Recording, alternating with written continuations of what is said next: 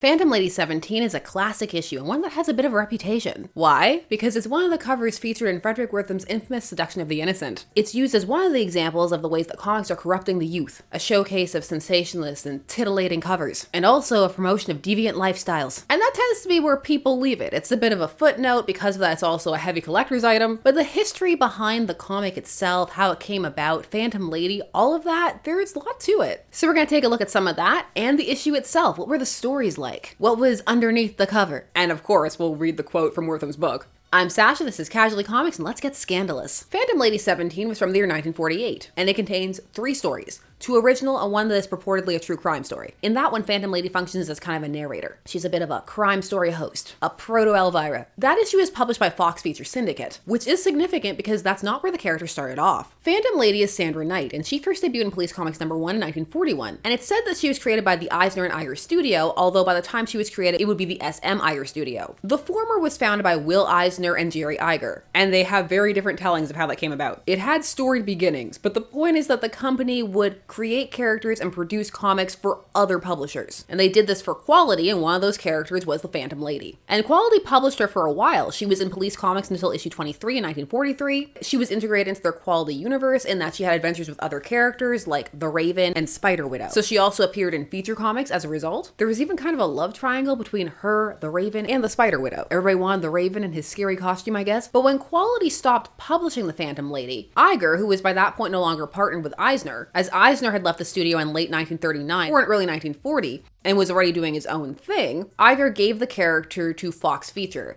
Now, the thing with Golden Age is a lot of things can be messy, so it's not exactly clear whether this was done because he just assumed that he had the right to, whether it was malicious, whether there was any kind of shadiness or anything going on. But what is known is that it would cause confusion later on when it came time to answer who exactly did the copyright actually belong to. Now, the Phantom Lady would debut at Fox Feature with Phantom Lady 13 in 1947. She took over the numbering from What a Life Comics, and she's been in that costume since there. That's her Fox Feature costume. Before that, she would have the yellow bathing suit, which is what she would also return to when DC acquired the character, because they're going off the assumption that she's a quality character. Now, her costume and look were redone by famed good girl artist Matt Baker, one of the first known successful black artists in the comic book space. According to stories, he was hired by Iger based off of one sample because it was just so naturally beautiful. There were also rumors that Baker was gay and potentially in a relationship with Arthur St. John of St. John Publications, who published romance comics, which he did draw for. I'm just mentioning it because if I don't, somebody else will. That's always the way in the comments. In general, Baker doesn't get the recognition he deserves for his artwork, in my opinion. It was really good. He did die young at 37, and also good girl art was not held in the highest esteem, but still, his art's good, and I think you should go look at it. Phantom Lady is one of the famous examples of good girl art, which is a term that was coined in 1944, and it's basically a way of detailing art that is more sexualized, more realistic, and has a pin-up edge to it. It's definitely designed to be titillating, and it was very popular during wartime, and that continued on for a bit after, until censorship. It has been both lauded and lambasted in different eras, and that debate continues to this day, time of recording. Now, the stories in issue 17 of Phantom Lady, the original ones, are credited to Gregory Page, who was likely actually Ruth Roche, who was Jerry Iger's business partner, who wrote a lot of the female characters under a male pseudonym. Now we'll continue on with the Phantom Lady.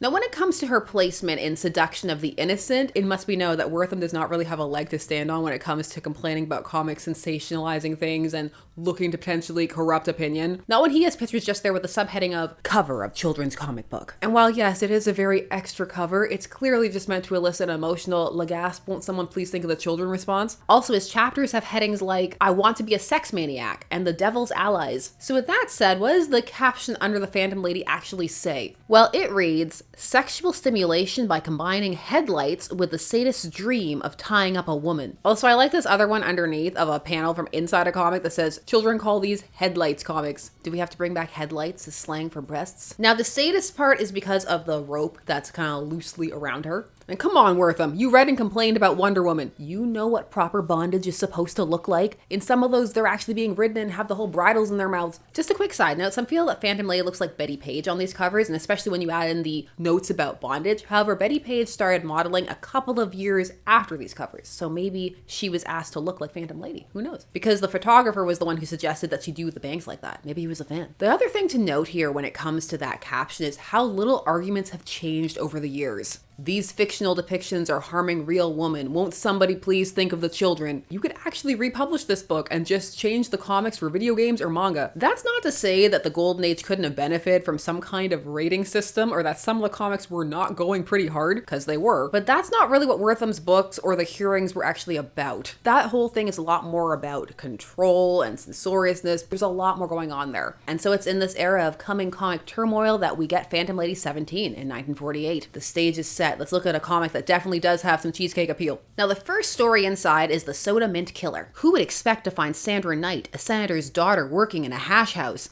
But she had to, so that the Phantom Lady could serve justice with a murder stew that was being dished out by the merciless Soda Mint Killer. Now, Sandra and her boyfriend Don are on their way to see her friend Betty, who she's lent some money so that she can open this restaurant after her husband died and she was looking to make her own money. But Betty did not take into account the racketeers and extortionists. But inside, we warned you to pay up, sister. I can't pay for protection. Oh, you can't, eh? It's the Golden Age, so gangsters will just straight up hit dames, because Golden Age gangsters go hard. There's a realism to the Golden Age, but there is still a kind of childishness to some of the stories, because they are still aimed in that direction. So it creates a very unique energy that can be difficult to replicate. When some try and go for a Golden Age edge, sometimes they either go too far or not far enough. It's difficult. Now the gangsters leave, and Don is berating himself for not being more manly and punching them. And we do get some good girl art here. We get to see some headlights, some thighs that may save some lives, and some gams. The women in this are very lovingly rendered. Not to the point where the story stops, but it is obviously a detail that has been kept in mind throughout. Miles will vary whether that is appreciated or not. Now, the protection company is Acme Protection Association. They must be terrible. Look at the review that Wile E. Coyote gave them. Now, Sandra thinks that this might be a job for the Phantom Lady, but for that, they need to stick around. And so she proposes that her and Dawn stay, they'll help out, keep her safe. Also, she does need employees, and I mean, Sandra did kind of invest in this. Now, the head gangster is called Mince, and he is way more of a character than he needs to, given how brief his appearance is. He's always popping mints, he's got stomach issues, and he doesn't stand for dames not paying the protection money. So they go to the restaurant and just instantly harass Sandra. What'll it be? Hey! Come here, cutie. You look good enough to eat. The panel flow in these is a bit awkward. It's not intuitive, at least not for me. I kept going to the wrong panel first. Like I read her hitting him with the plate before him grabbing her. It was just how my eyes moved down the page. Once I knew how it was supposed to go, then I started reading it like that. Sandra is kind of stuck because she needs to go do a quick change to become Phantom Lady, but there's a whole bunch of grabbing and crime happening. Dawn thankfully does leap in this time. There's a knife involved and she manages to slip away, but to do that she has to just look like she's abandoning them, which is not only a terrible look, but it gives them time to kill Betty. Betty, no! Easy does it. Just relax. I'll do the wake. Oh, joking. Headlights still look great. That is the kind of thing that people complain about. So they kill her and they decide they're going to frame Dawn. This was Dawn's fault. Everything's set and the other one ran away. They'll get her later. Mint's there popping a mint because he has character traits. And so yes, by the time that Sandra gets back, Betty is dead, Dawn is framed, and then someone stumbles in and thinks that she did it. At least Dawn's breathing. What's this? Acme Protection Association. The same crooks. Nice of them to put their phone number down here. Ooh, you can call them. I can't make the payment. Please don't break my legs. I do love that one of the police officers calls a witness my little rum blossom. I know it's meant to signify that he's a drunk. I've just never heard that expression before. Phantom Lady has a distinct car, so she's spotted on her way to the Acme Protection Association. That gives Mince time to prepare. Hand grenades and a bazooka. They bazooka her car, and so she has to take to the sewers. Ugh, sewer rats! She ends up in a furnace and is able to take out some of the gangsters who come downstairs to burn some records. She uses her black light, or rather black ray, on them. It blinds people. We need more Dr. Midnight and Phantom Lady team-ups. Also, someone needs to write that Phantom Lady shade story that he hints about when he's writing a journal entry about how they saved each other's lives and stuff. I need to know. What more can I tell you of Sandra Knight? Here now, it seems I've said enough. I could tell you of her lover, the one who wanted her dead. I could tell you how I saved her from this peril and how she saved me back soon afterwards. But it's late, and I've the feeling that the elegant dowager Sandra Knight is now in the present. Deserves a surprise visit from an old dear friend such as I, and perhaps a rose. It haunts me. As for this story, she kills those gangsters. Mince gets his own grenade thrown back at him, and the police just take her word amongst all the murdered victims. And so the gangsters are no more, Dawn's name is cleared, Betty's still dead, but don't be sad, because 2 out of 3 ain't bad. The next story is The Stinging Whip. It's about horse race tampering. Dawn calls Sandra up to say that he has a surprise for her. They need to go on a date. A surprise, eh? Better be good. I'll be there. And so will the Phantom Lady. Things have been pretty dull for her lately. That afternoon, well, here I am. Now where's Dawn and that terrific surprise of his? Legs for days. The surprise is that Dawn now has a horse called Sugar Girl, and she's running in the 4th race that day. And also, can Sandra put all her money on Sugar Girl? All of it. Bitch roll on Sugar Girl, sugar. You can't lose. She's a sure thing. I don't know. I'm 3 months ahead on my allowance now, and Dad won't like... Don't be a sissy. On the nose, Sandra. Bet everything you got. Well, yeah, don't be a sissy. All the money. I think Dawn has a problem. What a surprise. Give me all your money. Ooh, look at the stocking line detail on her legs. I like good girl art. I've been corrupted. Next thing you know, I'll like bad girl art. Then I'll be a deviant. Dawn's jockey, Mickey, is cornered by gangsters who want him to throw the race. And when he refuses, he says he doesn't do that anymore. They kill him. There's a secret needle inside the riding crop and it's poisoned. And then they go and take him to make it look like he hanged himself. Sandra wants to become the Phantom Lady to investigate all this, but Dawn wants her to stay and ride the horse because, you know, he just had her put all the money on it, which he's acting like is their money. Did he also put his money on it? He better have. Even if that would have been kind of sus. Anyway, here are some headlights. Sandra absolutely refused to ride Sugar Girl, so the things I get talked into. But it only takes a few minutes and it's Dawn's horse and my money. That first caption transition is a little awkward, although I'm not sure how many people would have been paying attention to it. Also, I think she needs to break up with Dawn. The Raven's looking better and better. The Raven wouldn't make you bet all your money. Maybe, I don't know. Sandra does try and ride the horse, but horse racing is hard. Also, they manage to nick Sugar Girl, and so the Sugar Girl's out and she falls off. But this gives her time to do the quick change and become Phantom Lady. You won't get the chance to use that trick whip on me. Just relax, babe.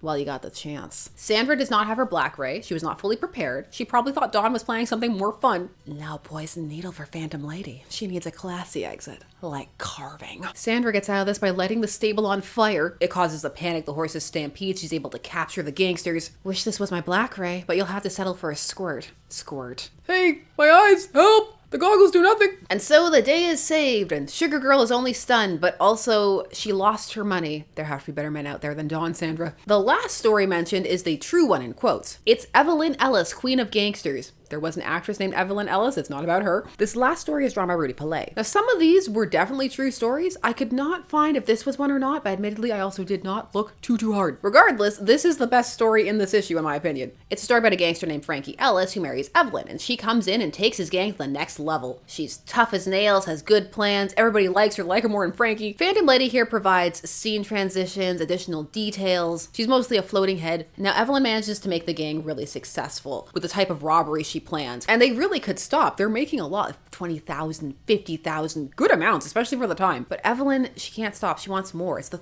thrill of doing it. And so after one successful train robbery, they are tracked down because someone sees the getaway car and they're able to trace that. Now the gangsters believe in Evelyn. They don't think she's gonna sell them out, but Frank, they don't believe in him. They think he's gonna squeal. So they follow them to the police station. They go to kill Frank and then they are gunned down by the police. The remaining gangsters are captured and Evelyn goes to jail to prove that crime does not pay. It's a very standard don't do crime, kids, even though it does glamorize it for the first little bit. But it's the best structured story in the issue. And while it is fairly standard, it's fun. So that was Phantom Lady number 17. It's a serviceable issue. The stories in these that she does have are fairly basic, but they do have satisfying conclusions. And in retrospect, it is kind of amusing just how violent they are and just how off the rails Sandra can get with her solutions. Burn it down, explode it. In all fairness, in the first one, they bazookaed her first. They started it. Also, they murdered her friend, which did not seem to be a big deal to her by the end. Now, inside is probably the most scandalizing issue. While there's definitely some cheesecake drawing, it's not quite up to the cover level on the inside. Although it is definitely present and noteworthy, it's just potentially because of different standards as to what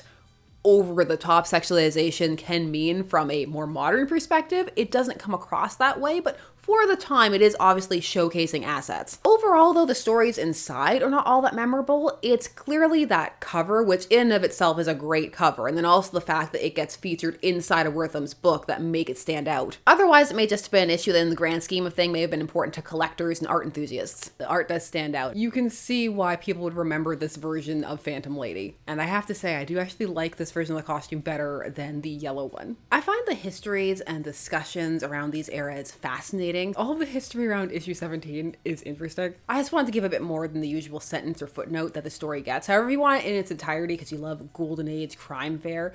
The character has fallen into public domain, that version, and so that issue's been archived. What do you think of it? Had you read it? What do you think of this cover? What do you think of Wertham's captions? Please tell me all the things. Thanks so much for taking this time to spend some comics with me. Like, share, comment, subscribe. I always appreciate you coming by to chat comics. Veronica Lake here is out of control. There'll be more videos coming soon. I'll see you there. Bye-bye.